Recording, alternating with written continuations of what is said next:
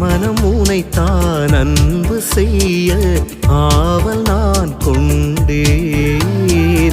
அதை நீ அறிந்து நாடி வந்து என்னோடு நின்